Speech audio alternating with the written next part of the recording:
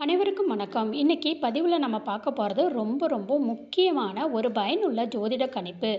என்ன அப்படிங்கிறது பார்த்தீங்கன்னா, வருகிற நவம்பர் மாதம் 30ஆம் தேதி வந்து பார்த்தீங்கன்னா, அமாவாசை நிகழ்றது. இந்த அமாவாசை வந்து நவம்பர் மாதத்தினுடைய இறுதி நாள்ல வருவதோ மட்டும் இல்லாம, கார்த்திகை மாதத்தில வரக்கூடிய முதல் அமாவாசை அப்படின்னு சொல்லலாம். இந்த அமாவாசை தினத்தன்று கிரக நிலைகள்ல ஏற்படக்கூடிய மாற்றம் அப்படிங்கிறது வந்து வேத ஜோதிடத்தில ரொம்ப ரொம்ப முக்கியம் வாய்ந்து கருதப்படுவது. அந்த வகையில கிரக நிலைகளில் ஏற்படக்கூடிய மாற்றத்தின் காரணமாக குறிப்பிட்ட சில ராசிகளுக்கு அதிர்ஷ்டம் விளையலாங்க. சில ராசிகளுக்கு மோசமான விளைவுகளும் வந்து ஏற்படலாம். அந்த வகையில் இந்த கிரக மாற்றம் அதிலும் அமாவாசை தினத்தன்று ஏற்படக்கூடிய நவகிரகங்களினுடைய மாற்றங்கள் அப்படிங்கிறது குறிப்பிட்ட இந்த 3 ராசிக்காரவங்களுக்கு ரொம்ப ரொம்ப கவனமாக மோசமான விளைவுகளை வந்து ஏற்படுத்தக்கூடிய வகையில் அமையப்பெறுது. நீங்கள் ரொம்ப எச்சரிக்கையாக இருக்கணுங்க அப்படின்னு சொல்லலாம். அந்த 3 ராசிக்காரவங்க யார் யார், அந்த 3 ராசிக்காரவங்களில் உங்களுடைய ராசியும் இருக்க பெறுகிறதா அப்படிங்கிறதையும் நீங்கள் தெரிஞ்சுக்கணும்னா வீடியோவை ஸ்கிப் பண்ணாமல் கடைசி வரைக்கும் பாருங்கள். இந்த பதிவும் உங்களுக்கு மிகவும் பயனுள்ள விதத்தில் இருக்கும். வீடியோக்குள்ளே போகிறதுக்கு முன்னாடி இது வரைக்கும் நீங்கள் நம்ம சேனலை சப்ஸ்கிரைப் பண்ணலைன்னா உடனே சப்ஸ்கிரைப் பண்ணிக்கோங்க. அப்படியே பக்கத்தில் இருக்கக்கூடிய நோட்டிஃபிகேஷனையும் பெல் சிம்பலையும் பட்டனையும் ப்ரெஸ் பண்ணிக்கோங்க. சரி நேயர்களே, வாங்க வீடியோக்குள்ளே போகலாம்.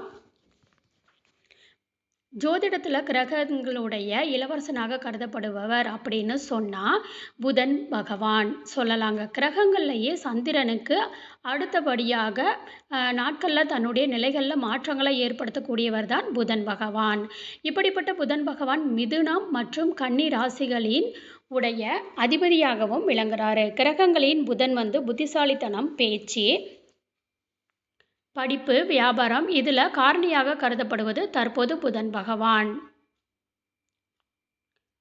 விருச்சிக ராசியில் பயணித்து வந்துட்டு இருக்காரு. அதுவுமே நவம்பர் மாதம் 26ஆம் தேதி இந்த புதன் வந்து விருச்சிக ராசியில் வக்கரமாகவும் போகிறாரு. அதை தொடர்ந்து நவம்பர் 30ஆம் தேதி வந்து அமாவாசை தினம் அன்று புதன் வந்து அஸ்தமனமாக போகிறாரு. புதன் பகவான் அஸ்தமனம் ஆகிறதுனால சில ராசிகளுக்கு அதிர்ஷ்டமாகவும் இன்னும் சிலருக்கு மோசமாகவும் வந்து இருக்க பெறும். குறிப்பாக சில ராசிக்காரவங்க பண விஷயத்தில் ரொம்பவுமே அதாவது மிகவும் கவனமாக இருக்க வேண்டியது அவசியம். தற்போது விருச்சிக ராசியில் புத பகவான் அஸ்தமமான ஆகிறதுனால எந்த ராசிக்காரவங்க கவனமாக இருக்க வேண்டும் அப்படின்னு பார்த்தீங்கன்னா, அதில் முதல் ராசி மேச ராசிக்காரவங்க.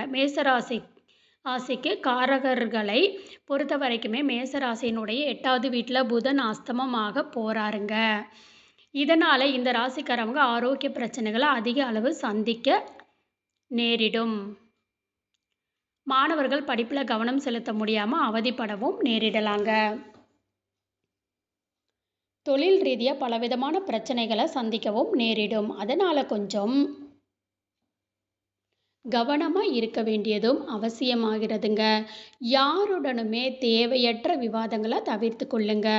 உடன் பிறந்தவங்களோட பிரச்சனைகளும் ஏற்படலாங்க. முக்கியமாக தேவையற்ற செலவுகளை அதிகமாக சந்திக்கவும் நேரிடுங்க.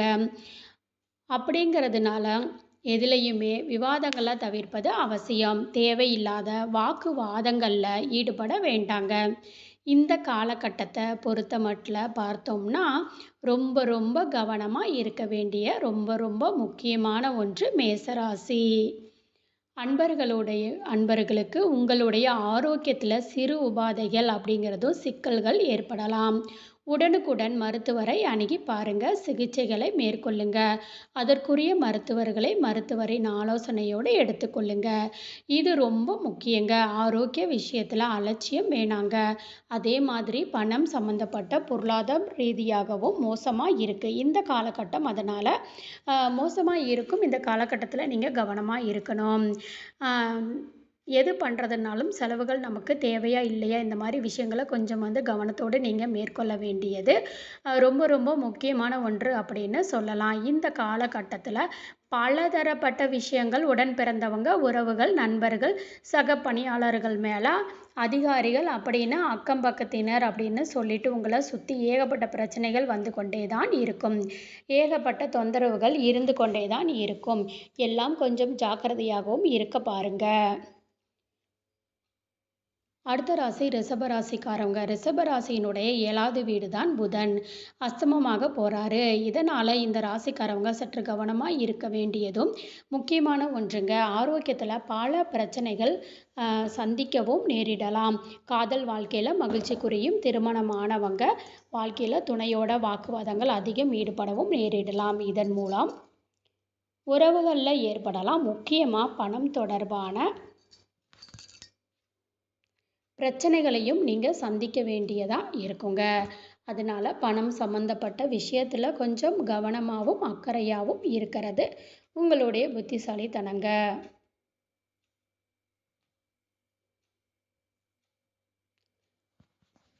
எந்த ஒரு விஷயத்தையுமே நிதானித்து யோசித்து நீங்கள் செயல்படுத்துனீங்க அப்படின்னா சில பிரச்சனைகள்லேருந்து நீங்கள் விடுபடுறதுக்கும் உதவியாக இருக்குங்க. அதீத கவனத்தோடு இருப்பது அவசியம் ஒன்று அப்படின்னா தான் சொல்லணுங்க. இந்த நேரத்தை பொறுத்த வரைக்கும் வந்து ரொம்ப ரொம்ப உஷாராக இருக்க வேண்டிய காலகட்டம் இது அப்படின்னு நம்ம சொல்லலாங்க. எந்த விஷயத்தையுமே வந்து கொடுக்கல் வாங்கல்ல கவனமாக செயல்பட்டு வாங்க. அதே மாதிரி முதலீடு பண்ணுறீங்க அப்படின்னா அதுலேயும் ரொம்ப ரொம்ப கவனமாக இருக்கணும். எந்த விஷயத்தில் நீங்கள் முதலீடு பண்ணுறீங்க, எந்த அளவுக்கு எந்த தொகையை நீங்கள் முதலீடு பண்ணுறீங்க அப்படிங்கிறதையும் கொஞ்சம் வந்து சிந்தித்து திட்டமிட்டு செயல்படணும். அதே மாதிரி யாருக்கேனும் பரிவர்த்தனை மேற்கொள்கிறீங்க, பண பரிவர்த்தனை மேற்கொள்கிறீங்க அப்படின்னா பெரிய தொகையை வந்து பண பரிவர்த்தனைக்கு வந்து செய்ய வேண்டாங்க. கொஞ்சம் கொஞ்சமாக பண்ணுங்க. ரொம்ப அதிகமாக அளவில் வந்து பணத்தை வந்து யாருக்கும் கடனாக கொடுக்க வேண்டாம். அதே சமயம் இந்த காலத்தில் யாருக்குமே எதற்காகவும் ஜாமீன் கையெழுத்தும் போட வேண்டாம். யாருக்கும் நீங்கள் சப்போர்ட் பண்ணவும் வேண்டாம். அதுவும் உங்களுக்கு பிரச்சனையாகும்.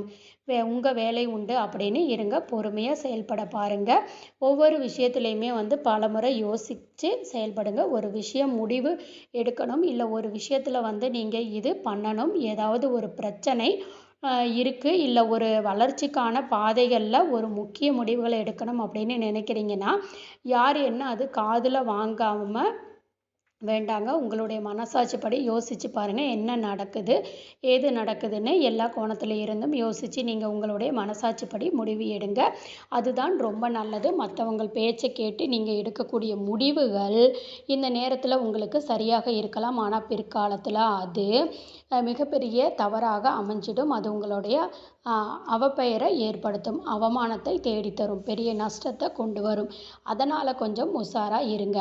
பாருங்கள், அடுத்த ராசி வந்து சிம்ம ராசிக்காரவங்க. 4வது வீட்டில் தான் புதன் வந்து பகவான் வந்து அஸ்தமமாக போகிறாரு. இதனால் சிம்மராசிக்காரவங்க பணம் தொடர்பான எந்த முடிவுகளையும் எடுக்கிறதுக்கு முன்பாகவும் கவனமாகவும் சிந்திக்க வேணுங்க.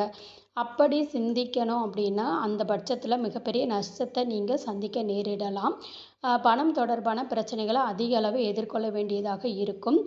இந்த காலகட்டத்தில் ஈகோ உங்களுக்கு அதிகரிக்க செய்யும் அப்படின்னு சொல்லலாம். இந்த ஈகோவின் காரணமாக இதன் விளைவாக பல பிரச்சனைகளை நீங்கள் சந்திக்க வேண்டியதாக இருக்குங்க. பணம் தொடர்பான குடும்ப உறுப்பினர்களோட வாக்குவாதத்தில் ஈடுபடவும் வாய்ப்புகள் இருக்குது. இதனால் குடும்ப உறுப்பினர்களுக்கிடையேயான உறவில் விரிசலும் ஏற்பட வாய்ப்புகள் இருக்குது. அதனால் பண விஷயம் அப்படின்றது வந்து சிம்ம ராசிக்காரவங்களுக்கு படு மோசமாக விளைவுகளை ஏற்படுத்தக்கூடிய வகையில் இருக்க போகுதுங்க. அதனால் பணம் தொடர்பான சிக்கலில் அதிகமாக சிக்கக்கூடிய நிலையை உருவாகலாம். திடீர் நெருக்கடி ஏற்படும், திக்குமுக்காட வைக்கும். என்ன செய்கிறது, செலவுக்கே வழி இல்லை, தவிக்கக்கூடிய நிலை உருவாகும். அத்தியாவசிய தேவைக்கே வந்து உங்ககிட்ட பணம் இருக்காது. இந்த மாதிரி நிறைய சூழ்நிலைகளை இனி வரக்கூடிய காலகட்டத்தில் எதிர்நோக்க வேண்டியதாக இருக்கும். அதனால் கொஞ்சம் வந்து உஷாராக இருக்க பாருங்கள். எல்லா விஷயத்துலேயும் கொஞ்சம் வந்து கவனத்தோடு செயல்பட பாருங்கள். பண விஷயத்தில் வந்து செலவுகளை கொஞ்சம் கட்டுப்பாடோடு இருக்கணும். மற்றவங்களுக்காகவோ ஆடம்பரத்திற்காகவும் நீங்கள் செலவு செய்யக்கூடாது. அந்த பட்சத்தில் கண்டிப்பாக நிதி நெருக்கடிகளை எதிர்கொள்ள வேண்டிய சூழ்நிலை உண்டாகத்தான் செய்யும். அதை தவிர்க்க முடியாத ஒன்று. பண நெருக்கடி ஏற்படாத அளவுக்கு தவிர்க்க முடியாத ஒன்று. அதனால் பண நெருக்கடிகளை தவிர்க்கணும்னு நினைக்கிறீங்க. ஓரளவுக்காவது வரக்கூடிய பிரச்சனைகளை எதிர்கொள்ளணும். இல்லை சமாளிக்கிற அளவுக்காவது நாம் கொஞ்சம் திறமையாக இருக்கணும் அப்படின்னு நினைக்கிறீங்கன்னா ஆடம்பர செலவை குறைச்சிக்கொள்வது நல்லது.